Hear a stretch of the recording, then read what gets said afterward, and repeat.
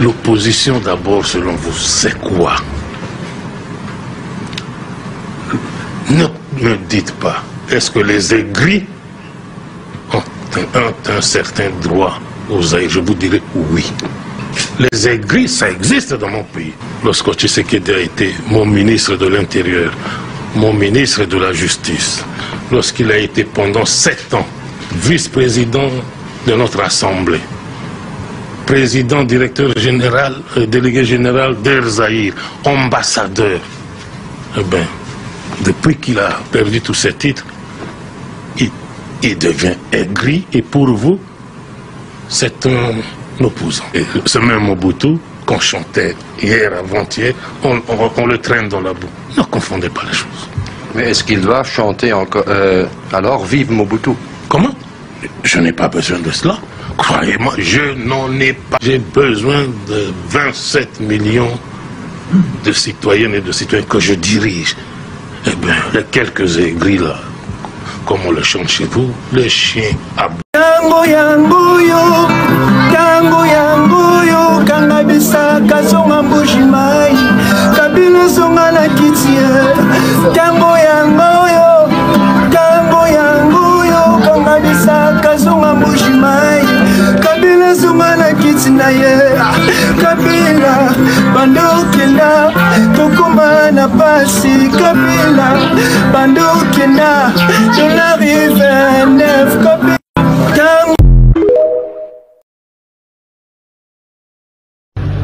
Lelo population na biso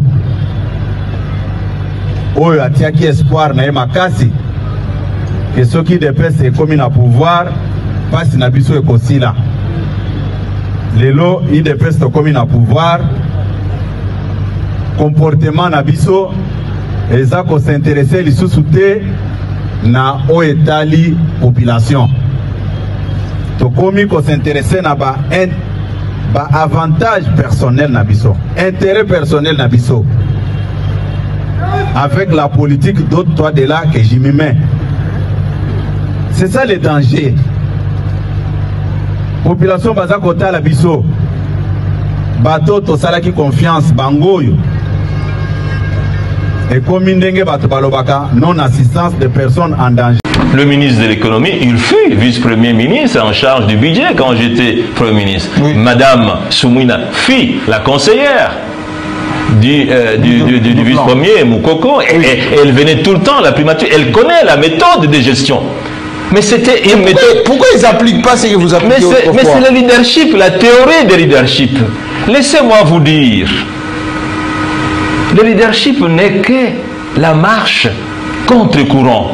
Le leadership n'est que la montée éternelle des montagnes. Le leadership n'est que la résolution éternelle des problèmes. Le leadership n'est que le marathon et non pas le sprint. C'est le marathon. Le leadership n'est que la course à relais. Le leadership, c'est les actions. Ce n'est pas la théorie, ce n'est pas la chanson, ce n'est pas les discours. Je faisais moins de discours. Les actes parlaient. Ils disent aujourd'hui, oui, depuis l'arrivée de Mme Soumina, qu'elle a stabilisé la monnaie. On parlait de l'inflation. Regardez à votre temps d'ailleurs. Oui. Taux d'inflation mensuel. Oui. 7 ans avant vous, c'était 2,18. Oui. Pendant vous, 0,49. Oui. Mais il y a toujours de l'inflation. J'ai suivi. Je sais que vous l'avez aussi suivi. J'ai suivi le tout bouillant ministre de l'information, porte-parole du gouvernement. Oui. Madame la gouverneure de la Banque centrale a participé à la réunion du Conseil. Elle a rapporté les taux d'inflation depuis le début de l'année, 2%. Regardez les taux d'inflation chez Matata, c'est qu'était 0,9. Ça c'est annuel, ah, ça c'est moyen mensuel. Mais là, on vous dit qu'en 2 mois, on est déjà à 2%. Information du Conseil des ministres qui s'est passé le vendredi.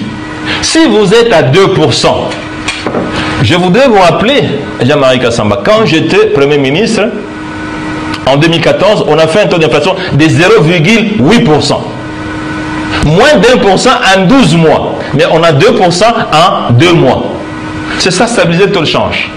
Un autre élément d'information que vous n'avez pas, c'est que la stabilité du taux de change actuel n'a rien à voir avec la stabilité du taux de change de l'époque de Matata. La vraie stabilité, c'est ce que nous avons fait. Qui impulse la croissance économique, qui paye les salaires régulièrement, qui permet l'investissement de se faire. Est-ce qu'aujourd'hui l'État ne paye pas les salaires? Mais laissez-moi vous dire, les députés, les gouvernements provinciaux, les assemblées provinciales, vérifiez ou appelez quelqu'un pour venir les démentir devant vous ici. J'ai l'habitude d'inviter les gens à venir démentir ici ce que je dis, mais ils ne viennent pas. Non, mais revenons sur cette question ici. Oui. Les gouvernements provinciaux, les assemblées provinciales, 4 à 5 mois d'impaiement pour 2024. C'est l'année dernière. Mais l'année dernière, Madame Soumina était Premier ministre. L'année 2025, laissez-moi vous le dire, aucun gouvernement provincial, aucune... Quand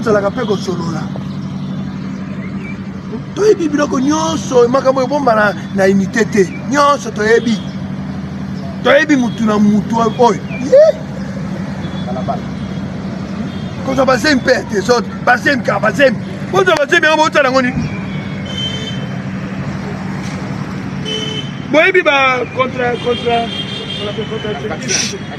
Non, contre quoi? Contraceptif, c'est ça. Bazo Tsango, Awa, Tongaona pour la CMT. Et puis, rapport sexuel. Ils sont responsables. Pour se protéger, la paix. C'est protéger quand c'est protéger parce que malade des ébélés. Malade, oui, ce n'est pas seulement le sida. Malade des ébélés. Parce que, ah, Sony. Tant que je suis un peu plus moi, je l'attends un peu mais one spécialité quand tu pas. C'est quoi ça? Ma PEM. PEM est une unité à ma blague.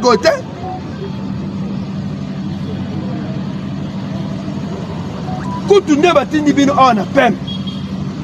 Ma PEM c'est bino chasteté côté bout na FT. Et au kaki, tout se débarrasser na bango. Ngai na lobaki na lobi baya to ko encadrer bango. Ngai na lobaki. Na banga ki bino te. On a vu que boza ba tu bino pe boza carrière na bino militaire. Boza pe besoin na mbongo, boza besoin pe na ko s'épanouir. Nandima ya biboya na ba PMF. Mais réputation ma paix. Et bien les bateaux ça la bango sala te. Si tu n'es pas major service de toujours comme sango. Ba ça bango misala kuna te. Ba fandi wana kaka Kindumba. Kindumba. Ce qui m'a bien dit bino awa pour la cause sa conscience na bino en tant que base. Moi s'il faut pas qu'on ma colo. Catch. Il faut pas mobile l'union sur quoi il faut foutre ma colo. Non. Je me baby ça. C'est tout problème avec réputation. Réputation va tomber en côté. Nani a visité que bino moko sala peba un jour ba généraux. Tant que vous allez au bac de wana, to sakana na ye.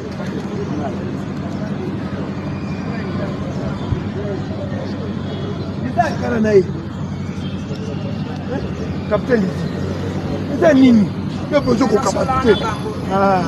C'est qu'on va mettre wana au bakisi de mabe. Musa soldat ezana ezali na ba structure nyonso ya concadrer mutu. Aboy boloko. Aboy bokangi ko sala boyete.